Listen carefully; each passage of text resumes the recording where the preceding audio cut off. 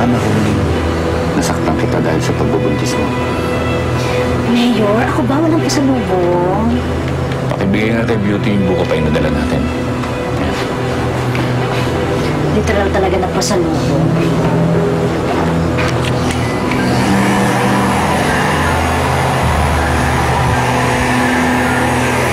Rachel, kausapin mo.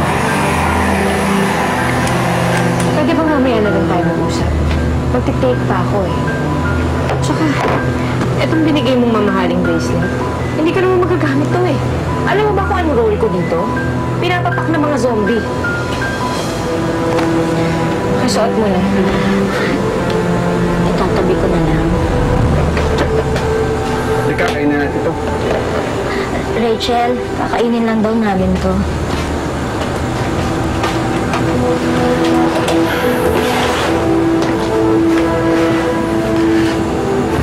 I'm sorry, Rachel. Selos lang naman ako eh. Anak mo pa din yung dinadala mo. And you know how much I care for you. May kinausap na aking OB-GYN para siya na lang mag-check up sa'yo.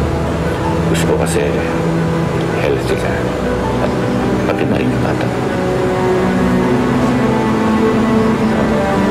Yung maliwalas din yung mukha mo. Salamat, Edmundo.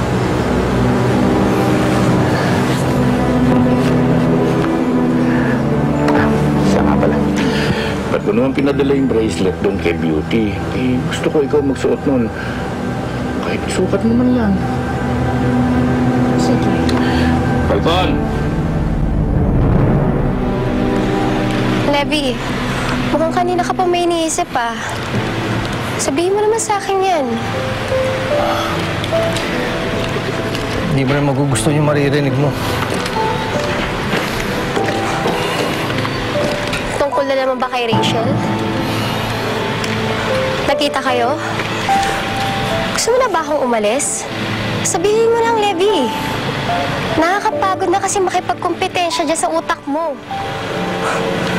Para naman masingit ako at mawala na si Rachel.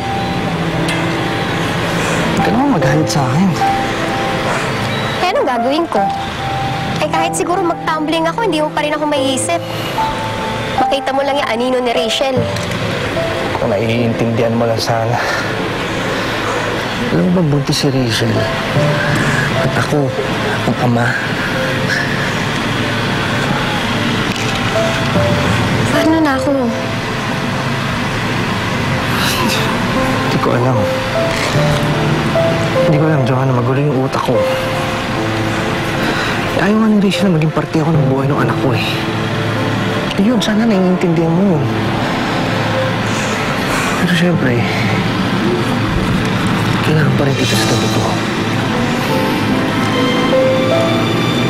Hindi naman ako mawawala eh. Ito pa rin ako sa tabi mo, Levi.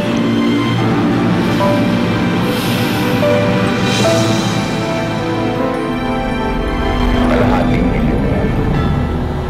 Alam kong labag ito sa profession nyo, kaya nga tinatapatan na kita. Ang gusto ko, magtiwala sa iyo si Rachel.